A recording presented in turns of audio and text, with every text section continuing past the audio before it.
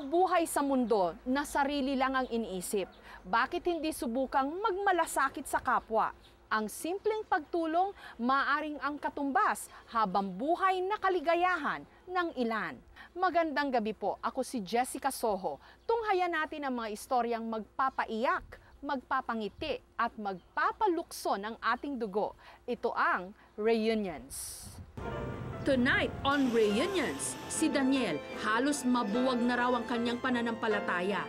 Mahigit 20 taon na kasi niyang hindi nakikita ang kapatid niyang si Alexander. Ito po yung aking prayer request. Ginagawa ko ito upang mangyari yung aking kahilingan na matagal ko ng kahilingan simula pa noong 2000 na makita ko yung aking kapatid. Ang hindi niya alam, ang nanghihina niyang pananampalataya ang siyang magpapalakas din sa kanya dahil natagpuan na namin ang kanyang kapatid. Kahit saan ako mapunta, habang buhay pa ako, kuya. Sisikapin ko yan na magkita tayo. Ang batang si Billy Boy gusto na raw umuwi sa kanyang pamilya at alam daw niya ang daan pa uwi sa kanila. Saan ka nakatira? Pineda. Pineda. Saan yung Pineda? May sakayan ba ng tricycle dun sa inyo? Sige, kwento mo. Sa may 11. Pero ang direksyong ibinigay niya sa amin, nakakalito. Meron po bang Barangay Pineda or Pineda Street dito sa Tondo? Makauwi pa kaya si Billy Boy sa kanilang tahanan? Lahat ng yan dito lang sa programang naniniwalang hindi dapat mawalan ng pag-asa ang mga taong nawalan ng miyembro ng pamilya. Because the search for missing loved ones ends with reunions.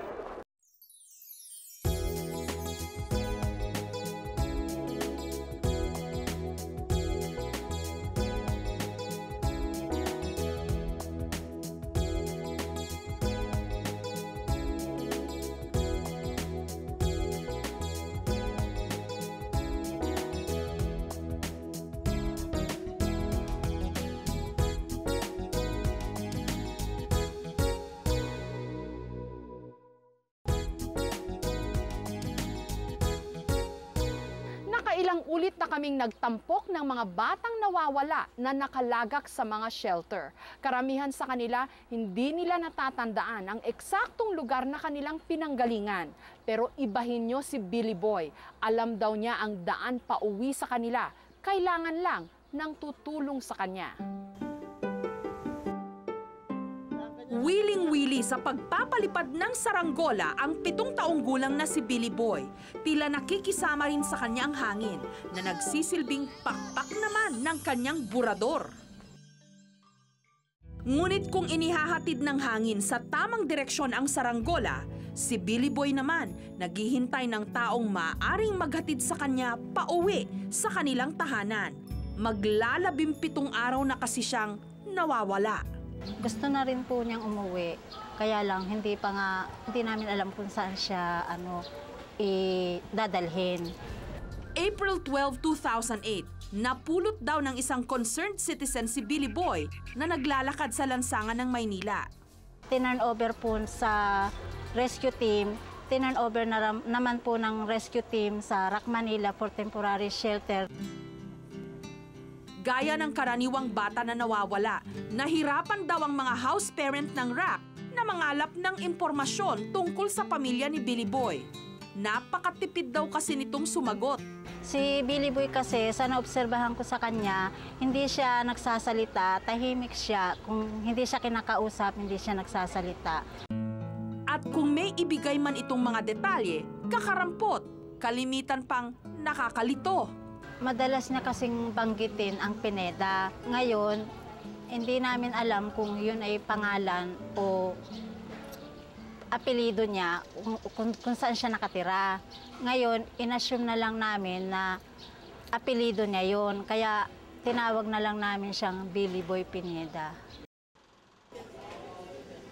Kaya naman kami na mismo ang umusisa kay Billy Boy. Saan ka nakatira? Pineda. Pineda. Saan yung Pineda? May sakayan ba ng tricycle dun sa inyo? Sige, kwento mo.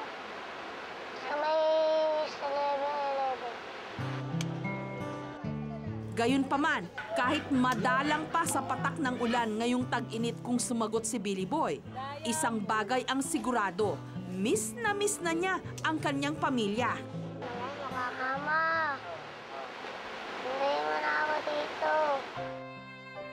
Sa pagkakataong ito, hindi namin hahayaang mapatid ang pisi ng pag-asa ni Billy Boy na makauwi na siya sa kanila.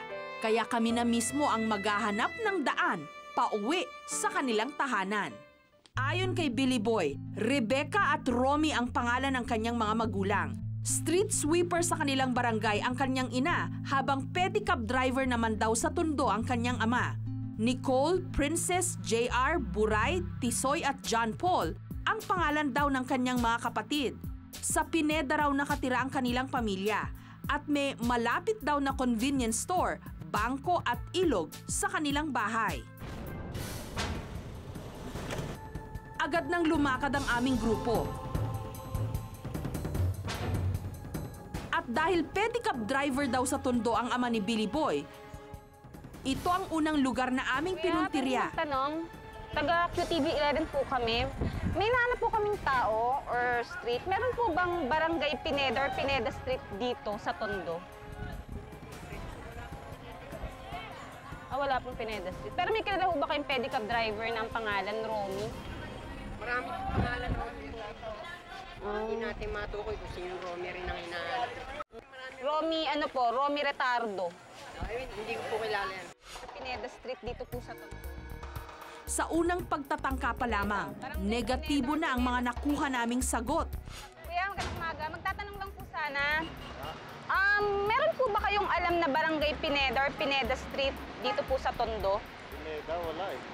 Wala po. Apelyido meron. Hindi. Dito wala. Ano po, Pineda Street or Barangay Pineda? Wala. May kilala po kayong kasi meron po kaming hinahanap na street sweeper daw po siya ng barangay. Ang pangalan niya Rebecca Retardo. Baka po pamilyar lang po kayo. Rebecca? Opo, Rebecca Retardo. Hindi natin kilala. Meron po kasi kaming na-interview yung bata na nawawala. Nasabi lang po kasi niya, nakatira daw siya, yung bahay nila malapit sa isang bangko, 7-Eleven, tsaka may ilog daw. Ilog, ito ilog. Kaya lang walang pineda dyan. Saka walang 7-Eleven na ano. Walang 7-Eleven bangko. May 7-Eleven lang dito yan, may Tondo. Pero may katabi siyang bangko. Maraming bangko. May bangko doon. Kaya subukan nyo ron, maraming bangko ron. Makalipas ang 30 minutos ng pagtatanong, tila unti-unti nang nagkakaroon ng direksyon ang aming paghahanap. Dali-dali kaming umalis patungo sa tinutukoy na lugar ng aming kausap. Pagdating sa sinasabing pinakasentro ng Tondo, positibo. May convenience store, bangko at pedicab na bumabiyahe rito. Dito kasi kami itinuro ng mga street sweepers po na napagtanongan namin. May hinahanap po kasi kaming kalin nga, Pineda Street o kaya po Barangay Pineda. Pineda. Saan po siya? Dito po ba sa gawin na to yun? Doon pa o, Tayuman. Sa may Tayuman pa po. Lalagpas po kayo ng Sa ilalim ng tirik na araw, muli naming ikwinento ang aming pakay. Baka lang po may kilala kayong Romy Retardo. Hindi namin malibre siya. Libo-libo kami nandito. Pero wala po kayong member by that name? Wala. Romy Retardo. Lungkot at pagod ang aming naramdaman nung mga oras na yon. Wala pa rin kasing pinatunguhan ang aming paghahanap. Sa kabila nito, itinuloy pa rin namin ang aming misyon. Tinungo namin ang Tayuman upang alamin kung meron nga roong kalye o Barangay Pineda. From reunions po kami, sir. Mag-inquire lang po sana. Baka lang po, may alam po kayong barangay or kalye dito po sa area ninyo, Pineda Street or Barangay Pineda po. Barangay Pineda? Mm. Sige, ililito mo kay Chairman. Chairman, pakinggan naman yung sinasabi Barangay Pineda. Magandang umaga po, sir. Sir, from QTV 11 po kami sa reunions. Kasi po, dito po kami tinuro, galing kami dun sa simbahan po ng Tondo. May nahanap po kaming kali or barangay, Barangay Pineda or Pineda Street. Familiar po ba kayo? Clear ko lang, actually walang Barangay Pineda sa amin. Ang barangay ng Tondo, Tondo 1, Tondo 2, nag-i-start sa Barangay 1 to Barangay 200 onward. So, ibig sabihin po ninyo, by numbers? By number. So, hindi kami pamilya dito sa Barangay Pineda. Ipinakita rin sa amin ng aming kausap ang mapa ng buong Tondo. Pero sir, yung 7-Eleven po na binabanggit ninyo rito sa portion na to, may katabi po ba siyang bangko? Parang meron, parang malapit-lapit lang. Kung hindi katabi, parang ganon. So ito po yung boundary ng Maynila to Caloocan. Base sa aming narinig, mukhang lumalabo na ang aming pag-asa na matuntun pa ang pamilya ni Billy Boy. Sa kabila nito, hindi pa rin kami nasisiraan ng loob na matatagpuan namin ang mga magulang ni Billy Boy. Habang nasa biyahe, wala sa loob naming inusisa ang kasama naming driver. Pag po nagpupunta kayo sa Tondo, meron po ba kayong naririnig or alam na Barangay Pineda o kaya Kalye Pineda dyan sa Tondo? Experience ko bang ilang driver eh. Wala akong narinig na Barangay Pineda o street man lang dyan sa Tondong Barangay Pineda. Ang alam kong Pineda, bandang Pasig lang. Pagdating sa Pasig, nabigla kami sa aming nakita. Merong convenience store, tugma sa description ni Billy Boy. At ang nakasulat mismo sa arko ng nasabing barangay, Pineda. Dali-dali naming tinunto ng barangay hall at ito ang tumambad sa amin. Nakapaskil sa mismong gate ng barangay hall ang larawan ng isang batang nawawala. At maliban sa pangalan at impormasyong nakasulat sa papel, malaki ang pagkakahawig ng batang nasa larawan sa batang nasa rack sa Manila na si Billy Boy. So mami-inquire lang namin regarding po dito sa batang ito. Nakapaskil po dyan sa labas. Bali, kailan pa po ito naipaskil po yung picture na to dyan? Ito mo matagal, 2 weeks na ito ma'am nakapaskil. Kasi nawawala itong batang pa. April 14 pa. April 14 po nawala. April 12. Itong Rebecca, ito po yung mother po ba niya? Yan po yung mother niya. Dito po siya nagtatrabaho. Ano po ang trabaho ni Aling Rebecca dito? Ano po siya, sa janitorial services po siya dito sa amin sa barangay. Para kaming namuro sa bingo nung mga oras na yon. Dito, agad nang ipinatawag ng mga opisyal ng barangay ang sinasabing inaraw ng batang nawawala sa poster. Hi po. Kami po yung sa QTV 11 po kami sa reunions po. Saan po kayo, Nay? Kailan pa po nawala yung anak ninyo? April 12. Nasaan po ang mister ninyo, Nay? Patay na. Patay na po. January 2007. Makalipas ang 5 oras na paghahanap, sa wakas, nakaharap na rin namin ang mismong ina ni Billy Boy, si Rebecca. Kwento ni Rebecca, aligagaraw siya sa gawaing bahay nung araw na nawala si Billy Boy. Nandun siya sa amin sa labas, naglalaro. Tapos, humingi pa siya ng 2 piso sa akin. Binigyan ko, sabi ko, magluluto ako ng pagkain dahil wala nga nanay ko. Sa pag-aakalang naglalaro lamang sa labas ng kanilang bahay ang kanyang anak, binaliwala ni Rebecca ang hindi pagpaparamdam nito. Pagdating ng nanay ko, tinanong niya, "Beka, nasa si Billy? Billy Joe," sabi ko, "Baka naggala lang. Hanapin mo na kasi alas 8 na." Dito agad na nilang hinanap si Billy Boy. Hanggang linggo ng umaga, naghahanap pa rin kami. Nagtatanong-tanong, wala. Hindi na talaga siya bumalik. Yun na ang simula ng kanilang kalbaryo. Simula raw nung naglaho na parang bula si Billy Boy, naglaho na rin ang sigla ni Rebecca sa trabaho. Ang anak daw kasi ang nagbibigay sa kanya ng inspirasyon para ituloy ang laban ng buhay. Ayoko mawala kahit isa sana ko, kahit magdildil na lang kami ng asin, basta kumpleto kami. Mag-isang itinaguyod ni Rebecca ang kanyang 7 anak. Pumanaw na kasi ang kanyang mister nito lamang nakaraang taon, kaya't nakadagdag pa raw sa bigat ng kanyang kalooban ang pagkawala ni Billy Boy. Sabi nga nila, mamatayan ka na dahil alam mo patay na, alam mo kung saan, nasaan na siya. Eh yung buhay na nawala, habang wala siya, isipin mo siya, isipin ko, nasaan na siya. Saan nasa mabuti siyang tao. Kung sino man yung kumukup sa kanya. Hindi siya gawing busabos. Maging ang mga kapatid ni Billy Boy nananamlay sa kanyang pagkawala. Brian, ano yung feeling na nawawala yung kapatid mo? Ano po, parang, ano po, tulala po ako nun. Bakit? Kasi po, kapatid ko po, nawala ako. Nalulungkot po. Kasi po wala na po yung sa kong kapatid. Ngunit ang higit na apektado sa pagkawala ni Billy Boy, ang lolo niyang si Mang Romy. Simula kasi nung nawala ang kanyang apo, isinabay na rin daw ng matanda sa kanyang pagpapadyak ang paghahanap sa apo. Mga apo ko, hindi ko makakita-kita. Hindi ko mga pagkahanap buhay.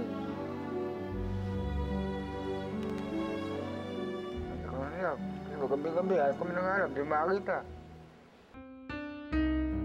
Ngayon, magkatuwang ang mag-amang Mang Romy at Rebecca sa paghahanap kay Billy Boy. Umaasa silang magbubunga ang kanilang pagsisikap na matagpuan ang paslit. Ang Billy Jo, nasa ka man, kung sino kumukupok sa'yo, magpauwi ka na sa atin. Alam mo naman kung saan ka nakatira eh. Sabi mo, umuwi ka na. Sa ako, sino naman po yung kumukupot sa anak ko kay Billy Boy. Kung pwede po, pakidala niyo na po sa amin. Kasi nag-aalala na po kami. Biljo, Tatay Romy ito. Kung narinig mo, nakakita mo sa TV, lahat kami nag-aalap sa'yo. Sabihin mo kung saan ka uuwi, alam mo naman yung uuwian mo eh. Ang pangungulila ng mag-inang Rebecca at Billy Boy sa isa't isa, hindi na namin hahayaang magtagal pa.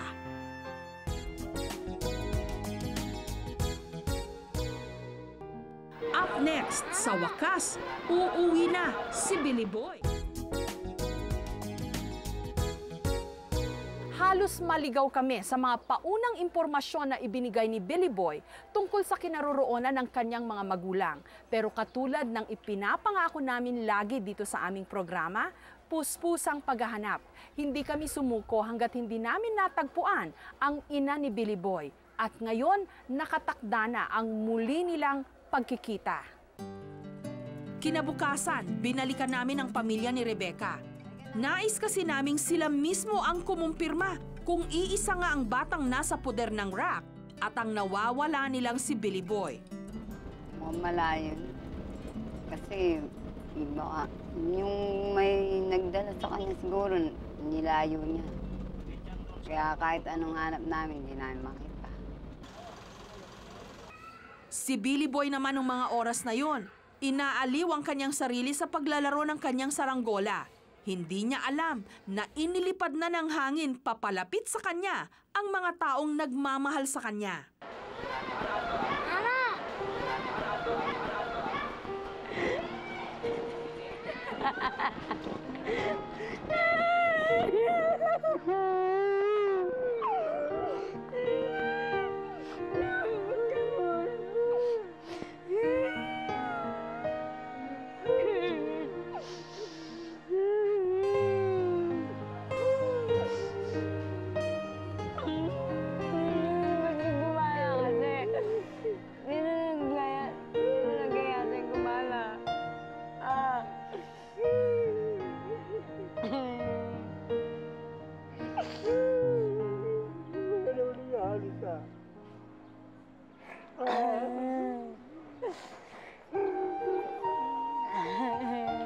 Bakit ka naggala? Huwag ka naman yung aalsa.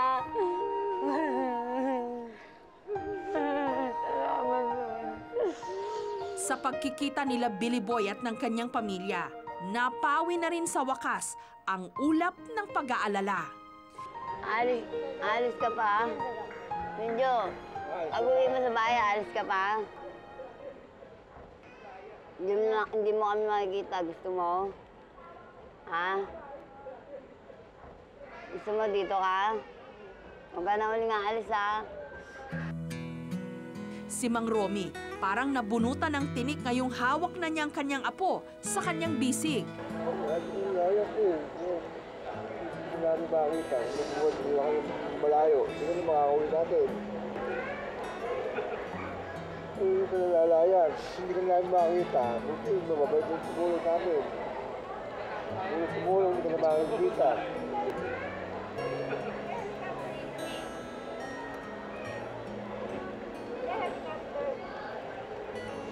Baka nakakabili yung nanay mo.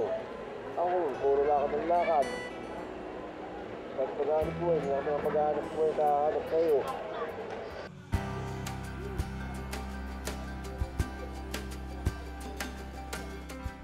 Matapos ang umaatikabong iyakan, isinama namin ang pamilya ni Rebecca upang mananghalian.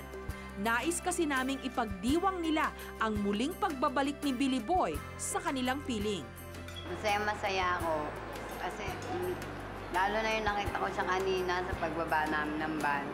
Talagang sobrang saya ko. Kaya nagpapasalamat ako sa reunion.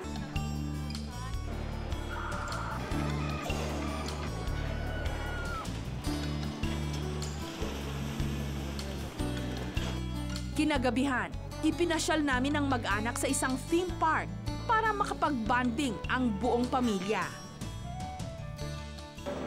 Masaya. First time ng mga anak ko nagpunta rito, kaya tuwan-tuwa sila. Kasi buong pamilya namin na nagpunta rito. Masarap talaga ang pakiramdam kung kasama mo ang iyong pamilya. Gaano man kahirap ang buhay, ang mahalaga, nariyan at kumpleto ang mag-anak na nagpapasaya sa bawat isa. Si Arnel Donyo, 4 years old, medyo maputi, huling nakita March 31, 2008 sa Tondo, Manila. Si Gestoni Elhueso, 18 years old, huling nakita April 2, 2008 sa Las Piñas City. Si Mark Nate, 17 years old, medyo matangkad, may nunal sa pisngi at balingkinitan ang katawan, huling nakita April 1, 2008.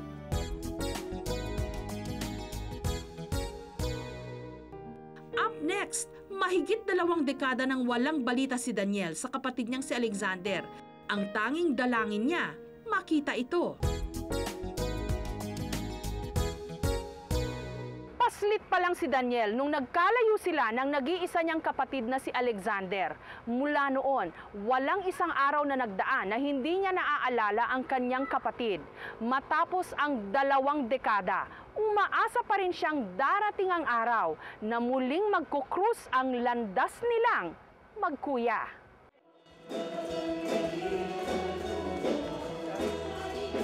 Tuwing Sabado, dinaragsan ng libo-libong mga deboto ng El Shaddai ang lugar na ito.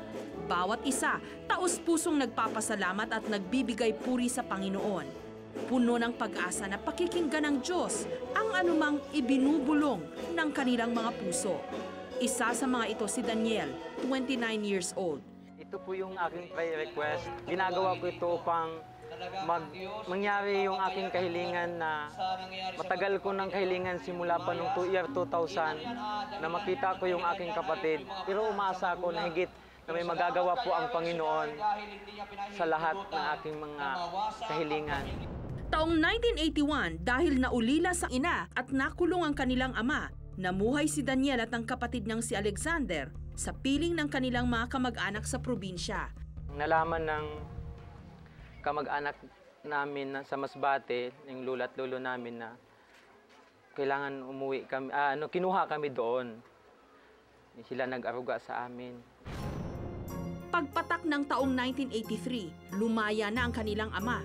Isang masayang kabanata dapat sa kanilang buhay, pero naging mitya naman ng pagkakawalay nila sa isa't isa. Sumipot si Papa, may 2 na siyang pamilya, may 1 na siyang asawa. Inatim niya rin noon na kunin kami, magkapatid. Kaso ako, against ako sa kanyang desisyon na kunin nga kaming 2, magkapatid. Kasi mahal na mahal ko rin yung lola at lolo namin. Tapos yung kapatid ko, hindi niya matiis, sumama siya. Yun na ang huling pagkakataon na nasilayan ni Daniel ang nooy 6 na taong gulang pa lamang niyang kapatid na nooy isinama ng tatay nila sa Surigao. At dahil bihag sila ng kahirapan, bata pa lang, napilitan ng magbanat ng buto si Daniel. Tapos pumunta ako sa proper ng Masbate kasi ang sadya ko talaga doon na, kasi may pinsan pa ako doon na nagpapakatulong din. Pag uwi ko doon ng sa Masbate, nasa proper, pagdating ko, tamang-tama naman yung kapatid ko patay. Ay, yung pinsan ko na yon. Sabi ng amo niya, tamang-tama, buti nandito ka kasi ikaw na lang ipapalit namin na maging katulong, tagapagpakain ka ng baboy. Sinubukan naman daw ni Daniel na sumulat kay Alexander. Ang kaso, wala naman daw siyang natanggap na kahit anong sagot. Kaya't umaasa na lamang siya sa mga kakarampot na balita na nasasagap niya sa mga malalayong kakilala. Sabi nila, maganda daw ang naging ayos naman ng kapatid ko doon, naging ayos naman ang nakapag-aral. Kalaunan, nakatagpo si Daniel ng kanyang karamay, ang kanya na ngayong may bahay na si Elena. At dahil batid niya ang hirap na lumaking wasak ang pamilya, ngayon, sinisikap daw ni Daniel na maayos na gampanan ang tungkulin niya bilang haligi ng kanilang tahanan. Bigla ako nagkaroon ng munting pangarap na darating ang araw, magkaroon man ako ng pamilya, mga anak. Sabi ko, kailangan hindi magiging katulad nito. Nalulungkot din kasi nga gusto ko rin siyang tulungan kaso wala rin naman ako magagawa, di ba? Kaya pinapaliwanag ko na lang na malalampasan na rin natin yan. Ngayon, masaya man sa piling ng bago niyang pamilya. Ni minsan, hindi raw nawaglit sa kanyang isipan ang kapatid niyang si Alexander. Isa siya sa kayamanan ko sa buhay na pinamana sa akin ng nanay ko. Hindi ako nawala ng pag-asa. Yun ang patuloy kong pinapanalangin na siya talaga makita kami. At kahit wala siyang naitabi ni isang larawan ni Alexander, hindi raw mahihirapang makilala ni Daniel ang kapatid, lalo pat may palatandaan siya rito. Yung sugat dito, yung piklat, malaking piklat sa braso. Doon, alam ko na may Diyos at nananalig ako na darating ang araw na magkikita tayo. Ayon kay Daniel, Alexander Pautan Garde ang buong pangalan ng kanyang kapatid. Tinatayang 28 anyos na raw ito ngayon at isinama raw ito ng kanilang ama sa Surigao del Norte. Agad nang kumilos ang aming programa at dito namin napag-alaman na hindi na pala namin kailangan pang lumipad ng Surigao. Dahil base sa records ng COMELEC, may isang Alexander Pautan Garde na kasalukuyang naninirahan sa Barangay Maysan sa Valenzuela. Kaya't agad na kaming tumungo sa Valenzuela. Kip-kip ang pag-asang siya na nga ang hinahanap na kapatid ni Daniel. Pagtapak pa lang sa lugar, agad na kaming nagtanong-tanong. Magandang umaga po. Magtatanong lang po sa programang Reunions po kami sa QTV Channel 11. Pamilyar po ba kayo sa pangalang Alexander Garde po na nakatira po dito sa barangay? Wala po kayong kakilalang Alexander Garde? Alexander Garde. Hindi ko alam. Sige po, salamat po. Biguman sa pauna naming pagtatanong, nagpatuloy pa rin kami sa paghahanap hanggang sa... Hinahanap po namin si Alexander Pautan Garde. Kilala niyo po ito? Ay, kayo po. Ay, magandang umaga po. Sa programang Reunions po kami sa QTV Channel 11. Pamilyar po ba kayo kay Daniel Garde? Kapatid niyo po. Nung mga sandaling yon, tila binubuenas ang aming grupo. Ang taong aming napagtanungan, mismong kapatid na pala ni Daniel. Kwento ni Alexander, nung lumaya sa kulungan ng kanilang ama, isinama raw siya nito sa probinsya kasama ng kanyang madrasta sa pangakong pag-aaralin siya ng mga ito. Pag-aakala ko sa isang pamilya maging masaya, kaya pinili ko na sumama sa kanila. Kasi siyempre tatay ko na yun ang nagdala sa akin, saka sabik din ako sa pagmamahal ng magulang. Habang ang kanya naman daw Kuya Daniel, mas pinili na maiwan noon sa kanilang lolo at lola sa probinsya. Ngunit taliwas sa inasahan ni Alexander, ang pinangarap na paraiso sa piling ng ama, naging impyerno. Kung mahirap man ang buhay doon sa dalawa kami ni Kuya sa lola ko, mas mahirap ang buhay nung nandun ako sa tatay ko. Dahil hindi matanggap-tanggap ng stepmother ko na may anak daw si tatay ko sa labas. Walang araw na hindi ako iyak, walang araw na may dudugo, may gagaling na sugat. Lahat naranasan ko pilay. Tapos taga kung anong mahawakan nun, talagang iano sa katawan ko. Tapos kahit magsumbong ako kay Papa, wala ring magawa. Nung umabot na sa sukdulan ng pangmamaltrato ng kanyang madrasta, doon na nagdesisyon si Alexander na lumayas na lang at makipagsapalaran sa Maynila. 8 taong gulang na siya noon. Ayun, sinikap ko makapunta ng Maynila. Naglayas na ako noon, wala na ako sa pamilya namin. Isip ko rin noon na di bali na lang na maghirap ako sa iba, basta wag lang dito sa bahay kasi pagdating dito sa bahay wala na nga akong pera. At katulad ng kanyang kuya, pagbuo ng sariling pamilya ang paraang naisip ni Alexander para kahit papaano makaramdam ng pagmamahal mula sa tunay niyang kadugo. Kahit paano po, medyo natatakpan minsan ng pamilya ko ngayon, sa pangasawa ko ngayon, wala pa akong pinagsisihan sa asawa ko.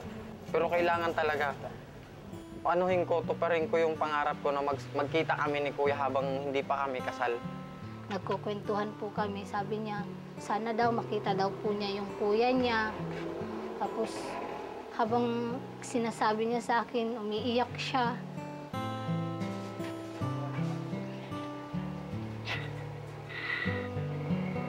Dahil yun lang daw ang nag-iisa niyang kapatid. Ito po yung ingkan ng soft drinks na pag wala akong ginagawa, wala po akong trabaho, tambay ako sa bahay. Ito nililibang ko lang po sarili ko, ginagawa ko po ng astri. Aminado si Alexander, pilit man niyang libangin ang kanyang sarili, hindi pa rin ito magawang pagtakpan ang matinding pananabik sa kanyang Kuya Daniel. Lagi niya sinasabi sa akin pag kami raw ang magkahiwalay, kunyari kukunin ako ng tatay namin. Ang tatandaan lang daw niya sa akin is yung nunal ko lang daw rito, tsaka yung piklat ko rito sa sabi niya sa akin.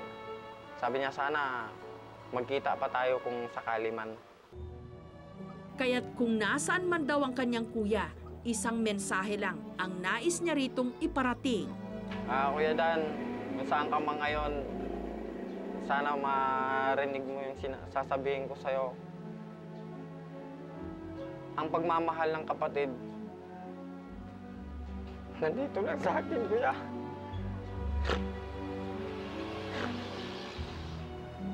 Hindi mawawala yun.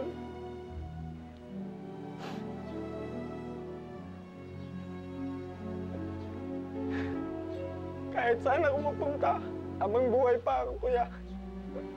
Sisikapin ko yan na magkita tayo.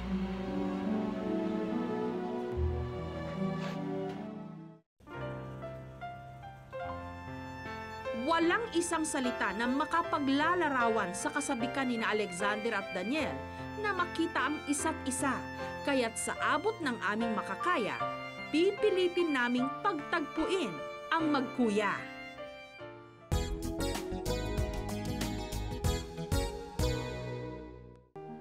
Up next, si Daniel, walang kamalay-malay na sa mismong araw ng kanilang pagtitipon sa El Shaddai, ang siyang araw rin na makikita niya ang kapatid niyang si Alexander.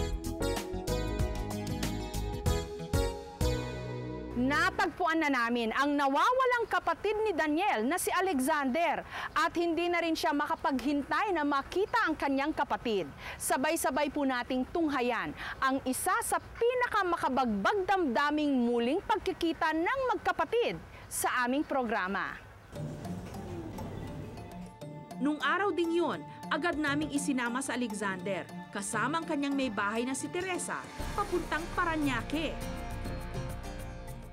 Nung mga oras namang yon, kasalukuyang nasa El Shaddai Service si Daniel kasama ang kanyang buong pamilya.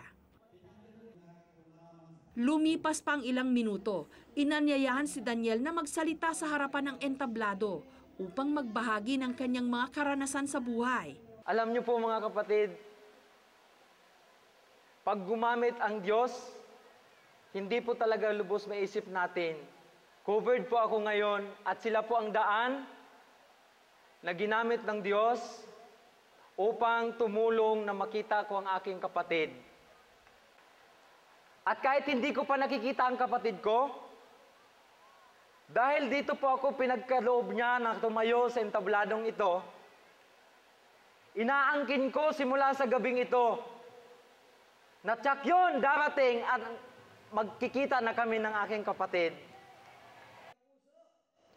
Wala siyang kamalay-malay na pagbaba niya ng entablado, bubungat na sa kanya ang kapatid na matagal din niyang pinangarap na makasama.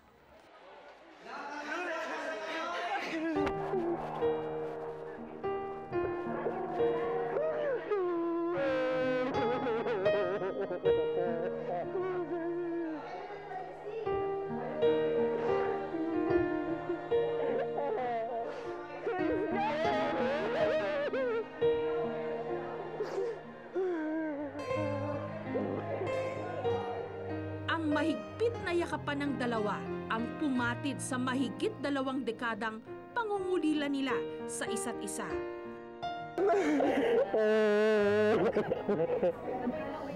Hindi ko na pala nagsalita, kuya. Nung mga oras na yon, wala nang namutawi sa labi ni Daniel, kundi ang pasasalamat sa Panginoon. Hallelujah! Wala na akong masasabi pa. Nahigit na si Yahweh El Shaddai ang buhay. Amen! Buhay na buhay ang Diyos! Purihin ang Diyos! Si Daniel, tila hindi makapaniwala na kapiling na niya ang kanilang bunso. Kaya heto, tila naniguro pa. Ito yung aking palatandaan sa kanya. Inutosan ng kapitbahay na manghingi ng apoy. Pero ito ko napatunayan na napakabait nito eh. Inipit niya yung apoy para madala lang doon kasi malalaglag na eh. Inipit niya, tiniis niya ang sakit para ibigay. Ito! Ito yun. Ito yung nunal na ito. From 2000 o 2008 na ngayon. Patuloy kong itinataas sa Panginoon ang prayer request. Tuwing Sabado, saan mang gawain ako nakarating, talagang patuloy kong itinataas kay Yahweh. Ngunit salamat sa Diyos.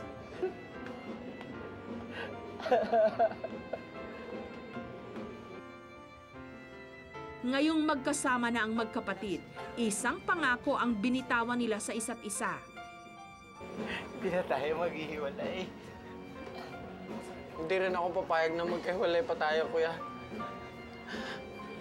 Sa haba-haba ng panahon ng pagtitiis ko na mawali sa kapatid ko, sa magulang. Sa ngayon na nagkita na tayo, hindi na ako papayag na magkahiwalay pa tayo. Kahit may pamilya pa ako, kuya. Sa ganitong paraan pala tayo magkita.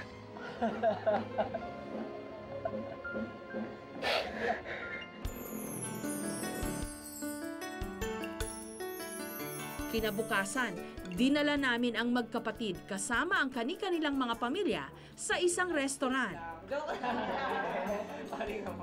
Ay, try mo lang. Kailangan mo yan. Oo, ang tamis! Batid naming hindi biro ang pinagdaan ng hirap ng magkapatid na Alexander at Daniel. Kaya't matapos ang bonding nila sa lamesa, sinamahan pa namin silang mag-relax-relax sa spa. Masayang-masaya talaga ako at ang mapapangako ko lang sa kapatid ko,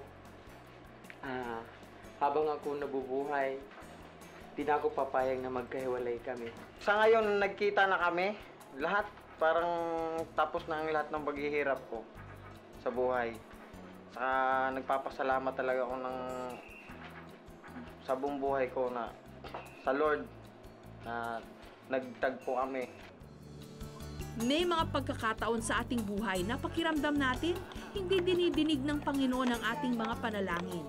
Pero atin ding pakaisipin na ang lahat ng bagay ipinagkakaloob lang niya sa atin sa nararapat na panahon at tamang pagkakataon. Si Jose Berondo, 19 years old, may kapansanan sa pag-iisip. Huling nakita March 17, 2008 sa New Manila, Quezon City. Si Marco Cagiwa, 24 years old, 5'7" ang taas, may kapansanan sa pag-iisip. Huling nakita February 19, 2008 sa Plaridel, Bulacan. Si Julieta Hernandez, 67 years old, medyo maiksi ang buhok at may nunal sa pisngi. Huling nakita April 2, 2008 sa Santa Ana, Manila. Si Aurora Barikawa, 55 years old, 5'2" ang taas, huling nakita July 23, 2006 sa San Jose del Monte, Bulacan.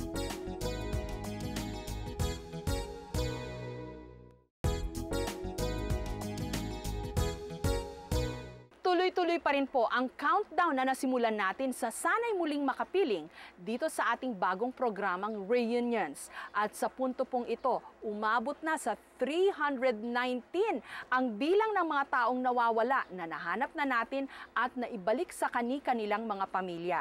Kumpiyansa ho kaming aakyat pa ang bilang na yan, basta't nariyan lamang kayo na sumusubaybay at sumusuporta sa aming programa.